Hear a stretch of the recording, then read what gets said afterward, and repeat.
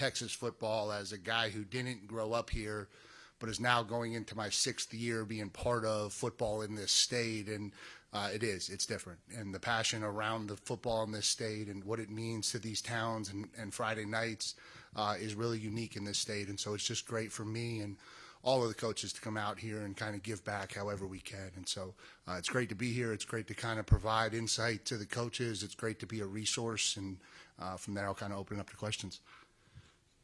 Mike Roach, 24/7 Sports. I know you can't speak specifically about the prospects in this class, but you guys are putting together a really strong recruiting year. I think you talked last year about getting here the first year, trying to catch up to the board and playing from behind. Do you feel like you're more this being in your second year has helped kind of that success so far? Yeah, I think recruiting is really a 2-year process from a relationship standpoint, and I think when we got hired, obviously the 24 class was done, and you had about 8 days to figure out what you were doing there, and really you were a year into the 25s. And so while I think we were able to put together a really strong class, there were also a lot of kids that from a relationship standpoint, we were just a year behind when we started. And so we felt like from the beginning 26 was going to be the first time we were on a level playing field from relationship building and evaluating and communicating. And so, I think time always helps. And I don't know that everybody truly understands how long the recruiting process is for the top end players in the country. Mike Craven, Dave Campbell's Texas Football. Yesterday, Sarkisian made a comment about having an obligation to keep the best players in Texas. How do you go about balancing fielding the best roster and recruiting being more national, but also kind of taking care of your own backyard? Yeah, I think everything we do starts in Texas. I think it's the kids that we know the most. I think it's the kids we identify the earliest.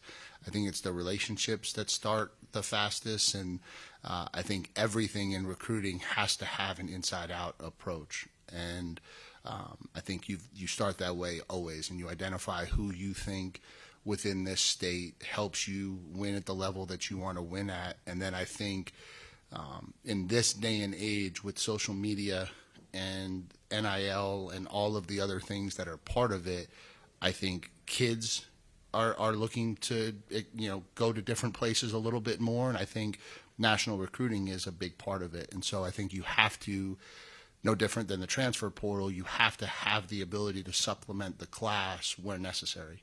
And so, we have an obligation to the state of Texas to evaluate and identify these kids, and we do that. And I think we recruit Texas first and foremost, and I think we're in high schools in this state more often than we are any other state, obviously. And I think that's where we would love it all to start from. But I think realistically, to build the roster, there's a national part of it that has to be a piece in some way.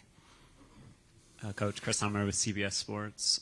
What did you see in Marcel Reed in the second half of last year that made you as a staff comfortable in committing to him as your quarterback going to next year, and also building around him, frankly, with some of the stuff y'all took in the portal? Yeah, I think that I think he developed and improved every year. I think him inserting back in the LSU game obviously gave us an unbelievable spark to win that game down the stretch. And then, I've said this a lot this offseason. I think when you look at what he did in the fourth quarter of the Auburn game and the fourth quarter of the bowl game, leading us on drives to take the lead late in the game, I think you saw a lot of growth and maturation from him. And so we've got a ton of confidence in who he is. I think if people would look into the numbers and the stats, you would see a kid who had a very productive year amongst some of the younger quarterbacks in this league and compared very favorably to that. And, I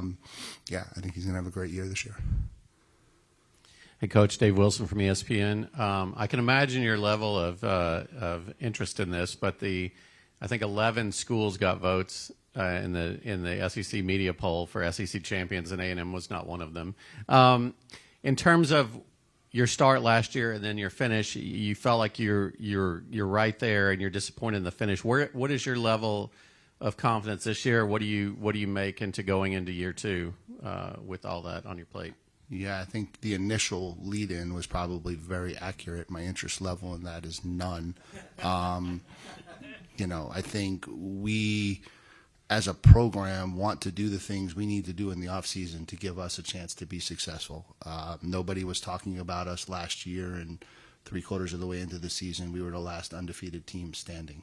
I think what happens on the field is what happens on the field, and I think everything that we are trying to do is to make sure that that product is right. I think we've spent a lot of time on making sure that if we get in that situation again, we can finish the right way, and I think that's what we really focused on.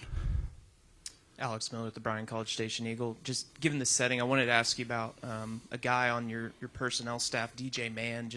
What drew you guys to him when you hired him, and just what have his connections maybe in the Texas high school scene done and benefited for you? Yeah, I think bringing DJ in, obviously he's a former high school coach. He's a former member of the board of the Texas High School Coaches Association, and I think we were looking for continued development in guys who have connections within the state of Texas. And so he's kind of slid over into the high school relations role for us. And I think he's a great point person for Texas high school coaches, because there are a lot of coaches who are obviously very familiar with him and who he is and what he does. And so I think it's just a great conduit from our program to the Texas high school coaches. And, those things are great to have. Hey, Mike. Kirk Bowles from the Houston Chronicle. I was curious how this spring was different from your first spring last season, and was there one or two things you wanted to emphasize the most to your team this past spring? Yeah, it was different because the first day we went out there, everyone knew where to go. That was a huge positive. I think we're just we had a different starting point, right? And I think that's so critical, and I don't know how to not overstate that. But when you go out there and there's just a much better foundation for how practice goes, tempo, what expectations are, scheme 101, it allows you to start at a much higher level that you can build from. And that's exciting. And again, the emphasis for us was just finishing. And so we did some different things to make the last period of practice competitive every day in some way, shape, or form, with a result that had a consequence or a reward in some way, shape, or form, just to try to emphasize how critically important that last part of everything was. Obviously, that's last season for us, right? If we finish the season, it's a different outset, obviously, but also if we just finish 2 of the games down the stretch, it's a different season. And so, we just tried to do some different things to make sure we emphasize that.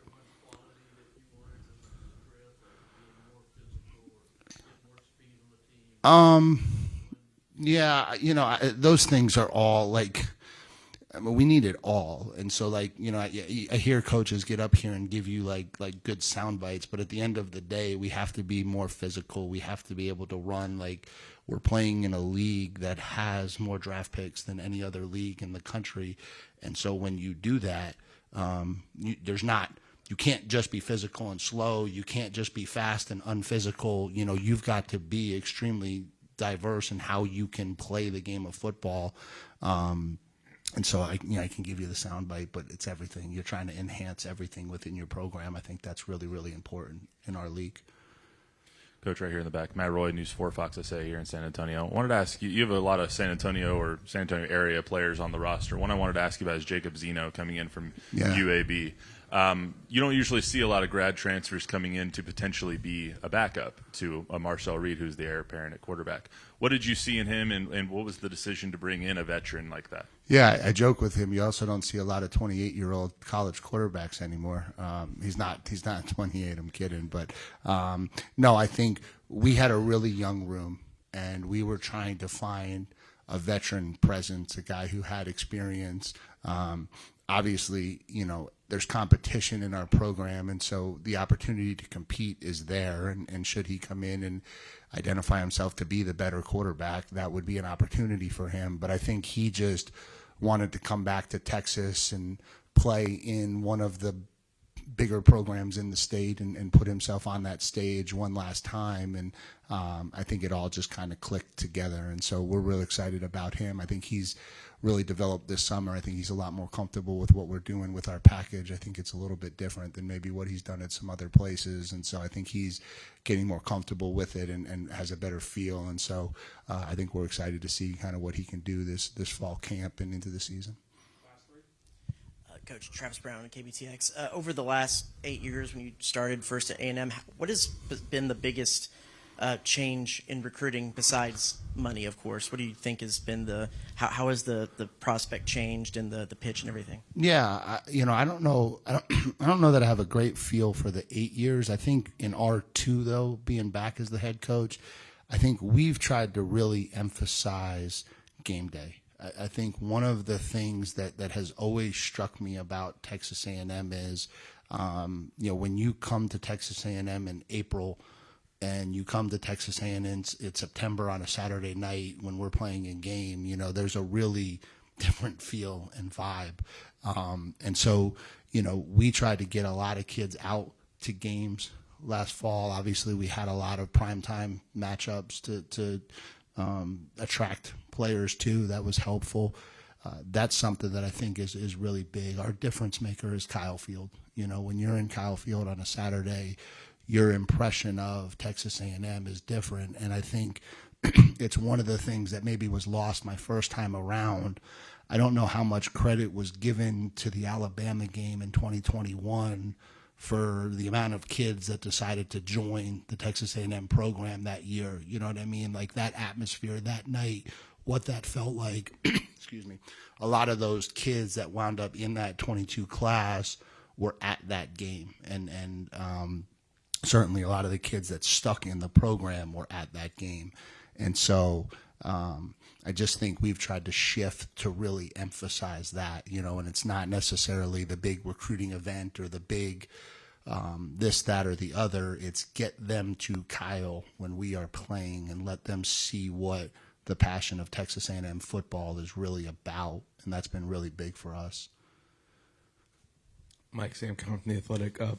When you are managing your roster and deciding what money goes where and how it's broken down, how involved, how hands-on are you in that? How much do you delegate to staff? Yeah, I think it's interesting.